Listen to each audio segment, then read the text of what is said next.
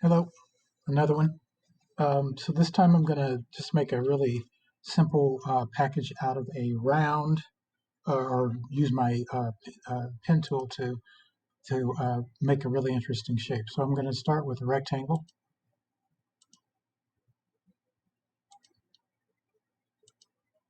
and now what I'm going to do is I'm going to create a bow on top, or a interesting kind of thing on top here anyway. Okay, and I'm going to shift things a little bit here and real quickly.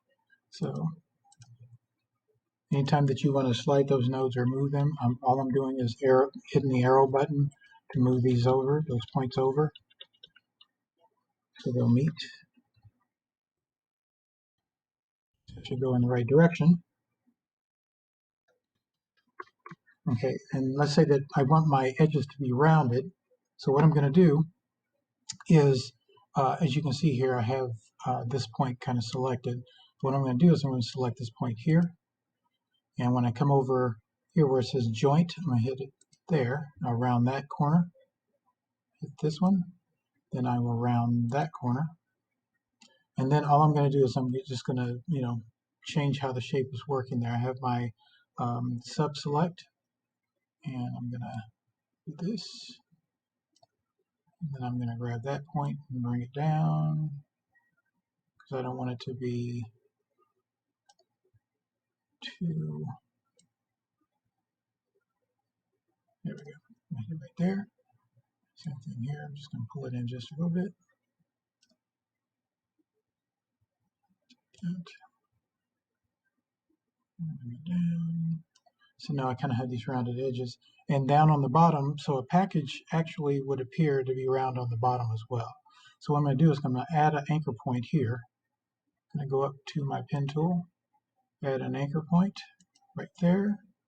And then I'm going to select that same mirrored thing there. And you'll notice that it will do that action for me. I'll go back up here, select this.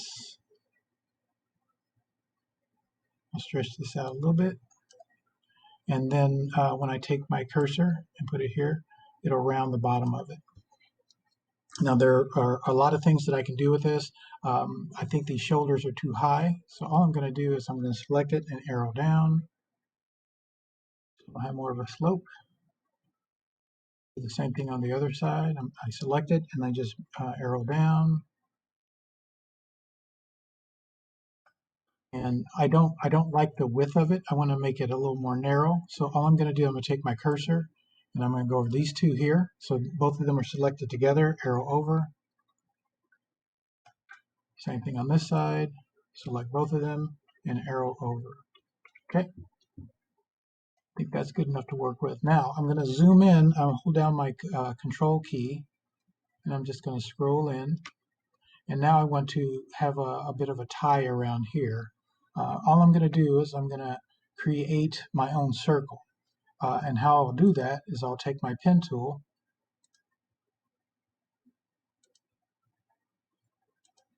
You'll notice that I just try to make that as even as I can. And then I'm going to select each of these things again with that tool. Make sure I have that selected. The mirror tool. And now I want to do the top and the bottom as well because I want to have these little arms on it so I can shrink it and make it the shape that I want. So I'm just going to grab it right here in the center. And then I'm going to bring these arms down just a little bit so it's almost like a hot dog, Oscar Mayer. And then I'm going to make the whole thing smaller. I'll grab my pointing tool over here, squeeze it down a little bit there, make it a little more narrow here. Then I'm going to bring it over and I'll put it on here. So you can see that that's too big for what I really want to do. So I'm going to scroll in, grab that point.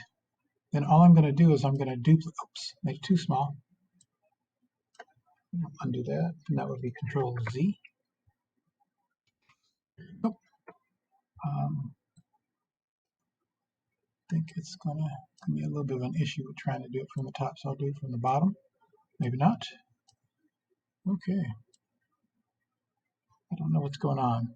So I'm basically going to just grab it and move it away from that.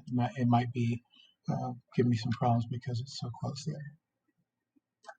All right, so it's not going to work for me. So I'm going to trick it. I'm going to go back to, um, oh, I know it wouldn't do it. Let me go ahead and get my subselect tool, and I'll make it smaller this way because what's happening is I have it set to, um, it's called snap to grids, and that's something I don't want you all to have to even worry about. So I just grab the node points, make it smaller that way, and just a bit. And if you're arrowing over, makes it a little easier to work with. Oops, wrong person. Get up a little bit from the bottom. Perfect. Let's see how that looks. So I'm going to scroll back out. That's a little better. Still not the size. Oops. So what will happen if you have your subselect tool and you grab an edge and try to move the whole thing? It's just going to skew it. I'll just undo it. Go back up here. Grab that. And that's a little better. I can work with that. So now that I have that in place, I want a couple more. I'm just going to copy and paste it.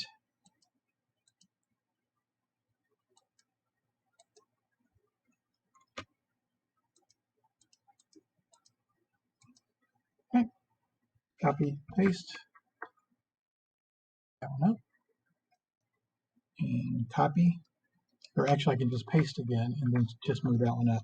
I'll just arrow up so I can have my space there. I'll go ahead and select all three of them together. And what you do is hold down the Shift key and you can select them all together.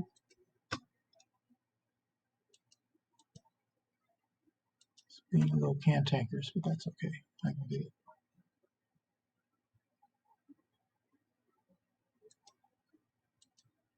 And I want to group these together so I'm not having any trouble with.